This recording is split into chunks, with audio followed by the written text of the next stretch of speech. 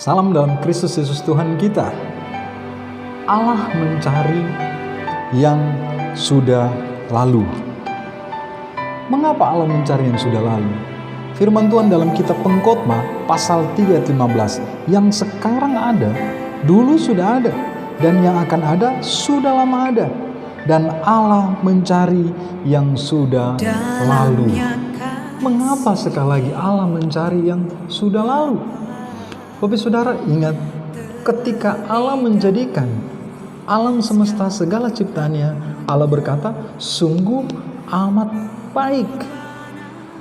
Mengapa Allah mencari yang sudah lalu? Ketika Allah menemukan apa yang terjadi di masa lalu kita tidak sesuai dengan rancangan Allah, yaitu sungguh amat baik, Allah mau untuk memulihkan hal tersebut.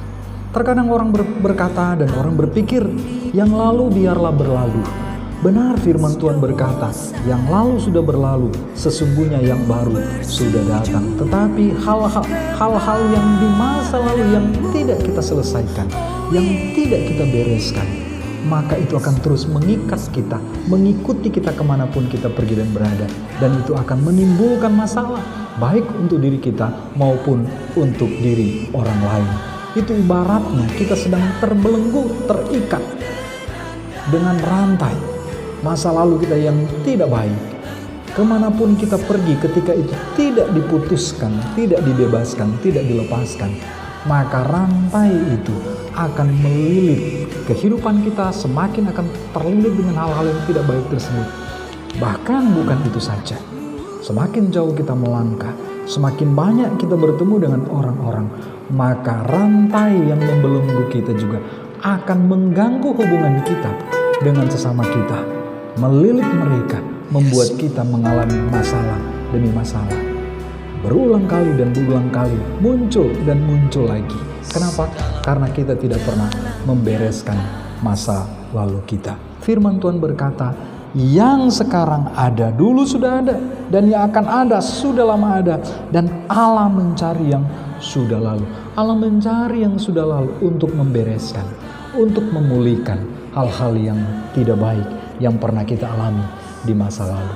Sehingga ketika kita melangkah ke depan, ketika belenggu masa lalu itu diputuskan, dilepaskan dari kita, maka percayalah kita akan terus melangkah dan melangkah. Jangan pernah menganggap remeh, jangan pernah menganggap enteng masa lalu kita. Bereskan, pulihkan masa lalu kita. Dan setiap masa lalu yang telah dipulihkan, tandanya adalah ketika kita mengingat masa lalu kita, itu tidak akan pernah membekas lagi dalam hidup kita. Itu tidak akan mempengaruhi lagi hidup kita. Kenapa? Karena masa lalu tersebut sudah dipulihkan. Tetapi selama masa lalu itu belum dipulihkan, ketika bagian yang sama tersentuh dalam hidup kita, maka kita pasti akan merasa terluka.